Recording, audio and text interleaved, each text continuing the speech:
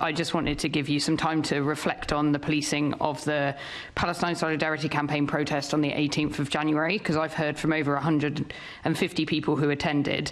They report violence from the police against children, pregnant women and older people. People have been arrested, have told me that they weren't given any warnings.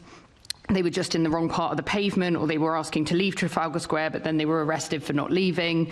They felt like the police had misled them, letting them through the lines, and then we've heard the narrative that people were forced through, but there's no evidence of that.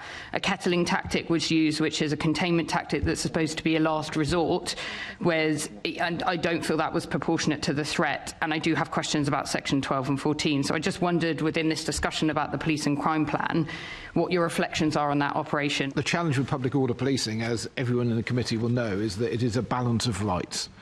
It's a balance of people's right to protest and exercise their rights under Articles 9, 10 and 11 of the Human Rights Act, equally weighed against the balance of rights to go about your normal business, and in this case specifically, the rights to go to worship unhindered. Yeah, but the arrests mainly happened in Whitehall and Trafalgar Square. They were nowhere near the BBC, which is the place that they were told that they couldn't go near. So it was more about how that the specific operation. We're really talking about the police and crime plan, okay. Zoe.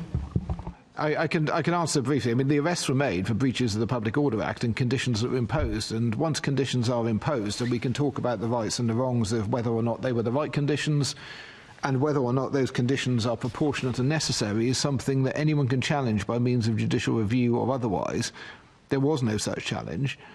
And if people then breach those conditions, they are breaking the law. And I don't know. I mean, if there is a suggestion that officers have acted too hastily, have approached people and were given no warning whatsoever, then that clearly would be something we would look at. I don't believe that's the case.